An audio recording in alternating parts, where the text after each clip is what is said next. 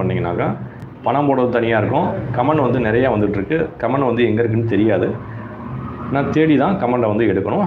அதனால் வந்து லேட் ஆகிக்கிட்டே இருக்கும். அதனால் தயவுசெய்து நீங்கள் சூப்பர் சேட்டில் பணம் போட்டிங்கன்னா அந்த சூப்பர் சேட்லேயே வந்து கமெண்ட் பண்ணுங்கள். உங்களுடைய பிறந்த தேதி, நேரம், உங்களுடைய கேள்வி, மாவட்டம் எல்லாமே வந்து தெளிவாக கமெண்ட் பண்ணிடுங்க. நான் உங்களுக்கு உடனடியாக இந்த நேரலை நிகழ்ச்சியில் வந்து நான் பதில் சொல்லிடுவேன். ஒருவருக்கு ஒரு ஜாதகத்துக்கு மட்டும்தான் பதில் தரப்படும். ஒருவருக்கு ஒரு கேள்விக்கு மட்டும்தான் பதில் தரப்படும். கேட்டவங்களே வந்து மறுபடியும் திருப்பி மறுபடியும் கேள்வி கேட்க வேண்டாம். தயவுசெய்து புதிய நண்பர்களுக்கு வந்து வாய்ப்பு கொடுங்கள்.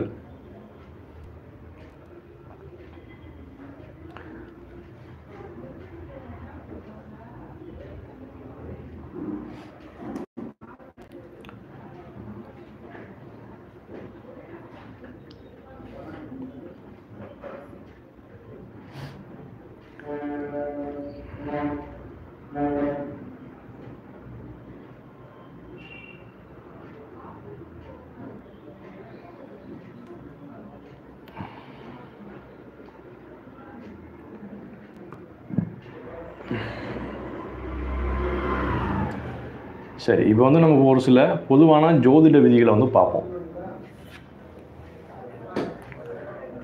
ஒரு 5 நிமிஷம் 10 நிமிஷம் வந்து நம்ம பொதுவான ஜோதிட விதிகளை பார்த்துட்டு அதுக்கப்புறம் வந்து கேள்விக்கு வந்து நான் பதில் சொல்லலாம்.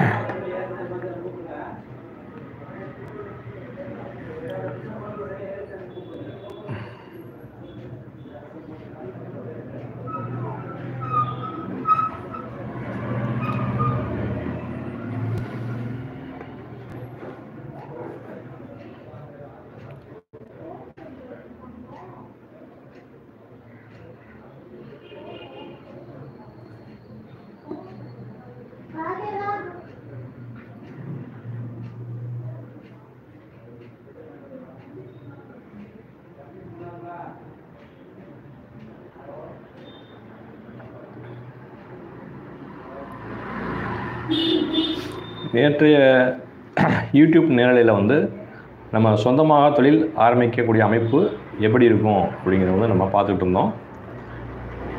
இன்று வந்து பொதுவான ஜோதிட விதி அப்படிங்கிற இதில் வந்து நம்ம கமெண்ட் பண்ணுற வரைக்கும் நம்ம வந்து ஒரு 5 நிமிஷம் வந்து ஒரு மற்ற ஜோதிட விதியை பொதுவான விதியை பார்ப்போம். சரி, இப்போ வந்து லாபஸ்தானம், அதாவது ஒருவருக்கு வந்து சொந்தமாக தொழில் செய்து கொண்டிருக்கிறார்கள் அப்படி என்றால் அந்த ஜாதகருக்கு வந்து சொந்த தொழிலில் வந்து ஒருவருக்கு நிறைய லாபங்கள் கிடைக்க வேண்டும் என்றால் அதுக்கு வந்து ஒரு சில அமைப்புகள் வந்து இருக்கின்றன. அதாவது எந்த ஒரு லக்னமாக இருந்தாலும் பரவாயில்லை, லக்னத்துக்கு 11ஆம் அதிபதி ஆட்சியாகவோ அல்லது உச்சமாகவோ இருக்க வேண்டும். இந்த லக்னத்திற்கு 11ஆம் அதிபதி 6ஆம் இடத்துலையோ 8ஆம் இடத்துலையோ 12ஆம் இடத்துலையோ மறையாமல் இருக்க வேண்டும். நீசம் ஆகாமல் இருக்க வேண்டும். அஸ்தங்கம் ஆகாமல் இருக்க வேண்டும். இயற்கை பாவக்கிரகங்கள் என்று சொல்லக்கூடிய சூரியன் உடன் அல்லது செவ்வாய் உடன், சனியுடன் இணையாமல் ராகு கேதுவுடன் இணைந்து இந்த லாபஸ்தான அதிபதி பலம் இழக்காமல் இருக்க வேண்டும்.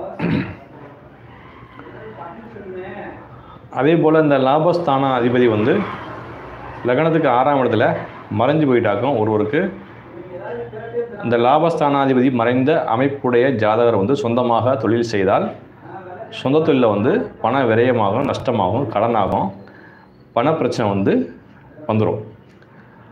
அப்போ ஒருவர் ஜாதகம் எப்படி வந்து சொந்தமாக தொழில் செய்து கொண்டிருந்தாலும்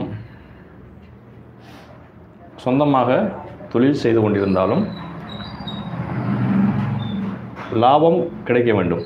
ஒரு தொழிலில் வந்து லாபம் வந்து நிறைய கிடைக்கணும் அப்படின்னா லக்னத்திற்கு 11ஆம் அதிபதி லாபஸ்தான அதிபதி 6ஆம் இடத்துல மறைஞ்சு